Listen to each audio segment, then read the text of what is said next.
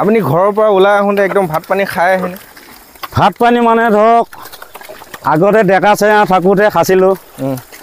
এতিয়া বিয়া বাৰু পাতাত শৰণ ভোজন লোৱাৰ পাছত ধৰক এতিয়া চাহ একাপ খাই আহোঁ। কেতিয়াবা যদি চাহৰ লগত বিস্কুট থাকে বা অন্য লঘু আহাৰ থাকে কিবা এবিধ খাই আহোঁ আৰু ধৰক। লৈ নাহেনে পথাৰলৈ?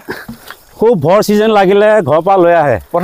পথাৰততো খায়ো ভাল লাগে। খাই বঢ়িয়া লাগে। যদি পিঁয়াজ এটকুনা দিওঁ ভাত খাই ভাতকেইটা পেট ভৰাই খাব পৰা যায়। খাব পাৰি আৰু ফূৰ্তি এটা লাগে। ইয়াৰ আমেজটোৱে বেলেগ আৰু।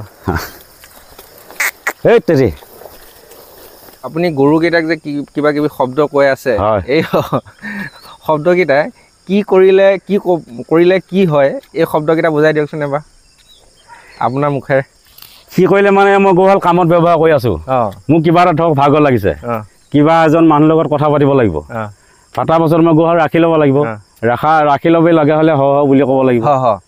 হ বুলি ক'লে গৰুহাল ৰ'ব।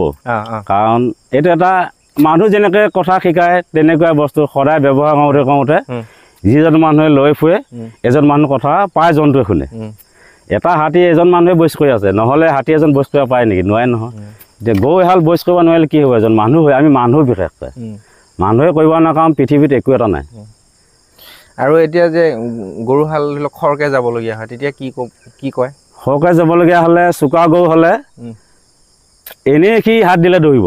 আৰু যদি দগঠা গৰু হয় তেতিয়াহ'লে আচাৰিডালে মাৰি কৰি অলপ খেদিব লাগিব। আচাৰি সেইটো কাৰণে লাগে ব্যৱহাৰ কৰিব। আৰু লাহে লাহে যাবলগীয়া হ'লে ধৰি লওক যা যেনেকৈ অভ্যাস তাৰ ভাষা আছে। ধৰি লওক যেনে মই গৰুটো গাত হাত দিলে সি লাহে লাহে যাব কাম কৰি থকা অৱস্থাত।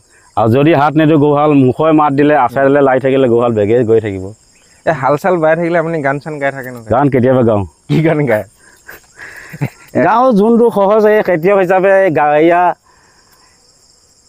এয়া গাঁও কিবা এটা যি মুখত আহে আৰু ধৰক এটা গাই দিব নোৱাৰে দিয়া? গাব পাৰিম, মাটি মৰিলে গাব পাৰোঁ। দিয়ক মাটি পৰিয়ালে গাব, তেতিয়া ভাল লাগে। ঠিক আছে।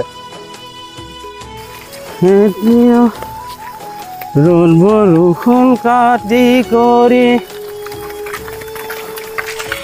সমত আছে জোৰ ধৰি তোমাৰ বিনে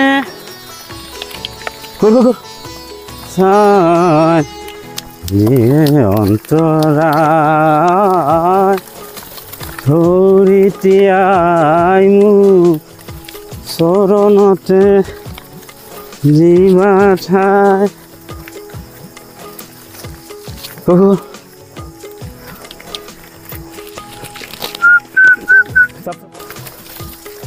বজৰিকাই আচম শনি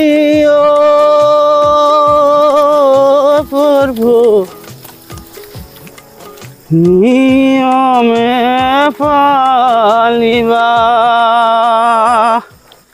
মৈখনৰ পৰা এই জুঁৱলিৰ পৰা যিডাল ৰছী লগাই লৈছে ৰছীডালৰ কিবা নাম আছেনে? ৰছীডালৰ নাম মৈজৰী বুলি কয়। মৈজৰী। তাৰপিছতে মৈজৰীডাল গোটেইডাল মৈজৰী নহয়, এইডোখৰ দুডাল আছে ফন্দিয়া বুলি কয়। মৈখনত লাগি আছে মৈখনৰ এচটা পাতা ভৰি দিয়া পাতা বুলি কয়। ভৰি দিয়া পাতা চটা দুডাল ৰছী থাকিব, সৰু সৰু গোল গোল ৰছী, ফন্দিয়া বুলি কয়। ফন্দিয়াডালত মৈজৰীডাল গাঁঠি লগাই ল'ব। এনেই কৰণী দিয়ে, কৰণী আজিকালি মানুহে দিব নাজানে বিশেষ বহুত, এইবিলাক ব্যৱহাৰ নকৰা নিমতে। এতিয়া কৰণী নিদি এতিয়া গাঁঠিটোকে দি পেলাই ফন্দিয়া পাতত কামখিনি চলোৱা যায় আৰু। আৰু এইকেইডাল ভৰি দিয়া পাতা বুলি কয়? এইকেইডাল ভৰি দিয়া পাতা বুলি কয়। আৰু এইডাল আচলতে এডাল বাঁহ আছিল, গছত বাঁহ আছিলে। এয়া মেৰামতি কৰিবলৈ ধৰক বাঁহডাল ফালি লৈ খুলনি, ইয়াত খুলনি আছে চাৰিটা 10টা খুলনি আছে। এপাতত 10টা খুলনি আছে। এপাতত 10টা খুলনি থাকিলে 3 পাতত 30টা খুলনি আছে।